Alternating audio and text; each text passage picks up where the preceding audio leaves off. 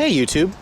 Well, thank you so much for joining me. Today, I have what is Ford's all-new 2013 Ford C-Max. Now, this is a completely new vehicle for Ford in the US. It's been around in Europe for a couple years now, and it's considered to be the first real competitor to Toyota's awkwardly styled Prius V, which you can tell both vehicles, or the Prius V, the C-Max, kind of resemble like a minivan. It's got a very interesting styling to it. It's not very many of these type of vehicles on the road today.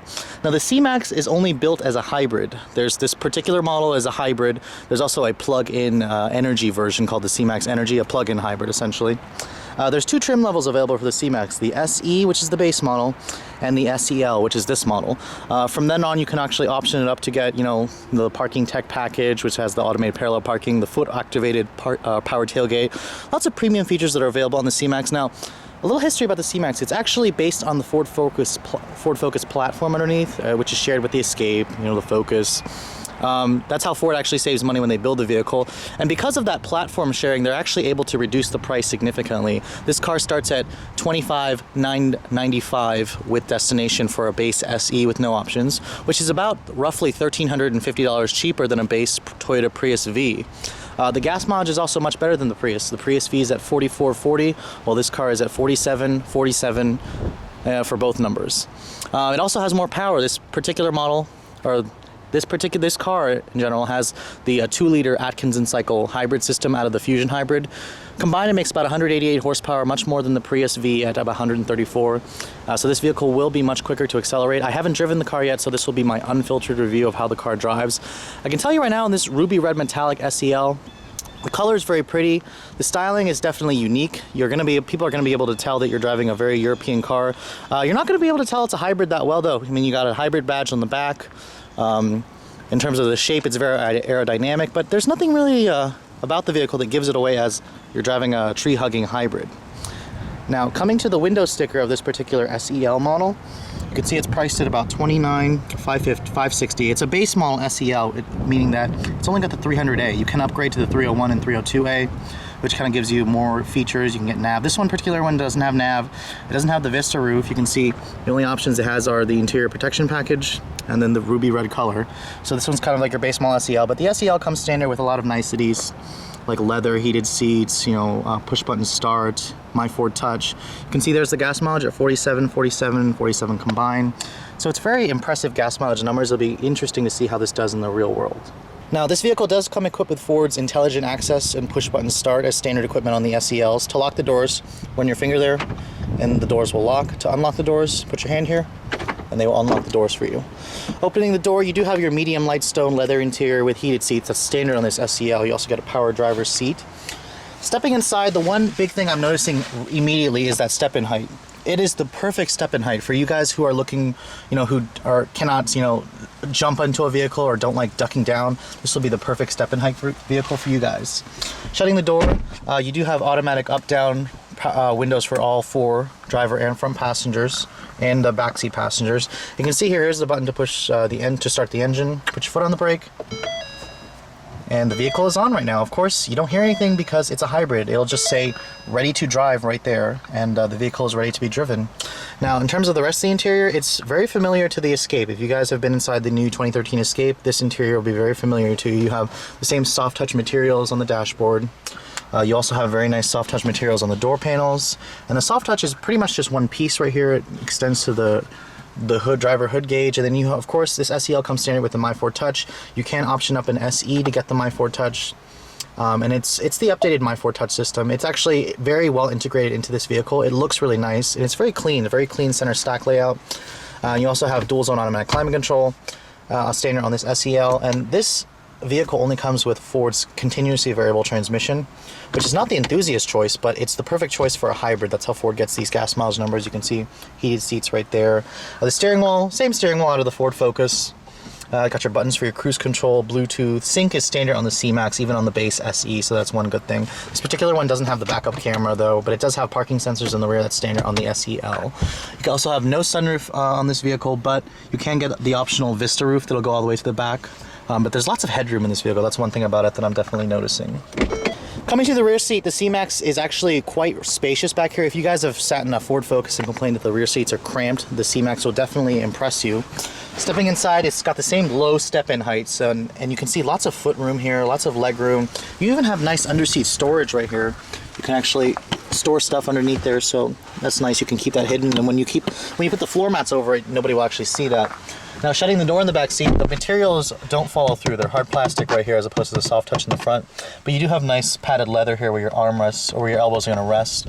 So it's nice that they included that. You also have a nice power port back here, household power outlet back there. And you do get an armrest right here with cup holders. Unfortunately, they kind of position the armrest in a bad location just because it's taking up a little bit of real estate where your elbows are going to rest.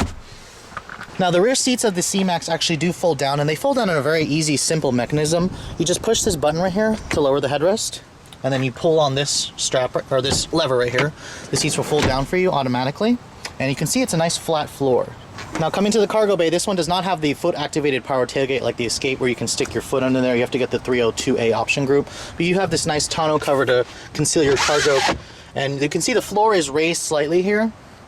That's for the battery pack, but you do have a little bit of storage right here. You can see there the floor is raised for the battery pack, and there's no spare tire in this vehicle. I believe it only comes with a fix-a-flat kit. I'll have to double check that for you, but you can see this vehicle has about 54 cubic feet of cargo space with the seats folded, and that's a very, very generous amount of space. I believe the Prius V gives you a little bit more, but honestly, this car, what you buy it for, or what the advantages are, is it's more fun to drive, it's more economical, and it drives more like a regular car. It has much more power.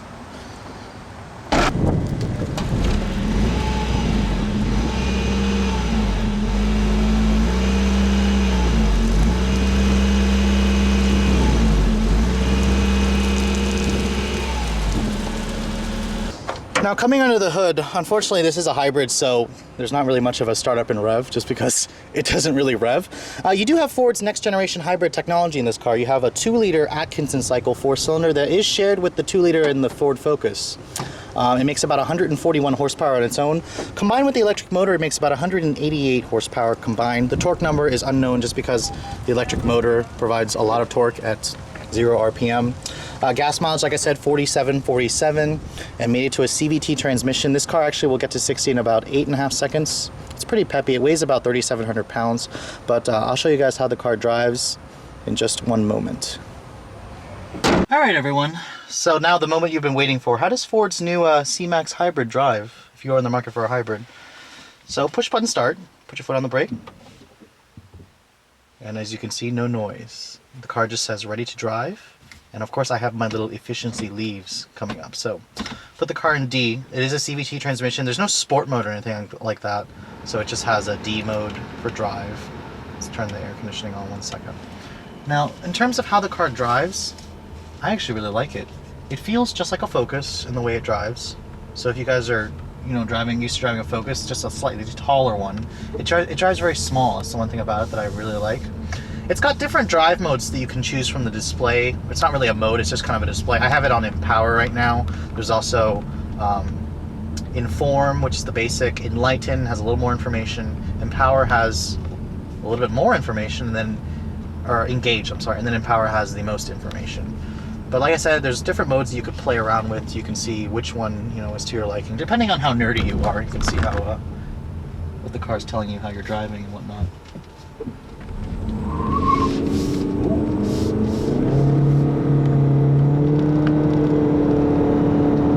Of course, what you're hearing is the CVT. This car doesn't have any gears, so it kind of just sends the revs up screaming when you're trying to accelerate. But the one positive that I'm noticing about the C-Max is it has a lot of power. You heard the wheels chirp a little bit. This electric motor has a lot of low-end torque, and this thing accelerates pretty quickly, I must admit, for a hybrid. It's been a while since I've actually driven a faster hybrid.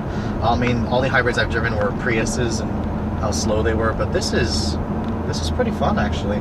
The one thing about this car that I'm noticing is the steering. Check this out, it's so precise. You turn the wheel, the car just switches directions. So if you guys are used to driving those boring Priuses with their numb steering and lack of feel, you'll be quite impressed with this car. It feels just like a regular car. The brakes actually have a slight grabbiness to them, typical of a hybrid, but they feel linear. They don't feel too artificial, and you can't really feel them when they switch over to regeneration mode as easily as you can in some other hybrids. Honda hybrids probably have the worst brake pedal feel, as the brakes feel really, really spongy. But this feels really nice. And you can see when I'm stepping on the brakes, the display mode actually shows you how much regenerative energy they're recapturing. And as soon as you come to a stop, the display will actually tell you how much energy you've recaptured. As soon as I come to a stop here, it says that I have recaptured 98% energy returned. Woohoo! Look, I just got another leaf. That's really fun to watch. I'm just kidding. I guess it keeps you it keeps you entertained when you're behind the wheel, because I mean the greenies, they have to have fun, whether it be efficiency leads and just showing how they're saving the planet. Since us petrol heads, we have our fun from burning rubber and flooring the car at every stoplight. So the efficiency, green Nazis, they have to have their fun some way. You can see here the car is in electric only mode right now. I just let off the brake. And if I'm light on the throttle, which I am right now, unfortunately everybody's hating me right now because I'm going so slow, it's still in electric mode. Now the gas engine is cut in, but as soon as I put my foot down just a little bit, this car has really good response. It gets up to speed just fine. I'm really impressed with how this car accelerates. Of course, Ford says this car will do up to 62 miles per hour in electric only mode. I would have to test that theory. Honestly, to me, I don't really believe it. Of course, that's because I have a lead foot. If you guys are much more restrained on throttle, it's probably very possible. But to me, I just don't have the patience to wait for this car to get up to speed in only electric mode, as I need the gas engine to kick in and, get the car up to speed. This vehicle does come equipped with about a 13.5 gallon gas tank, so theoretically with 47 miles per gallon, you can do over 500 miles in this car. So it'd be a really great highway car. This car would be a really great highway car, actually, because the seats are comfortable. It's quiet in here. I barely have to talk up, and you guys can still hear me. It's just a really comfortable, fun little wagon per se, even though this car kind of looks like a minivan. Now this car actually has a pretty tight turning diameter too.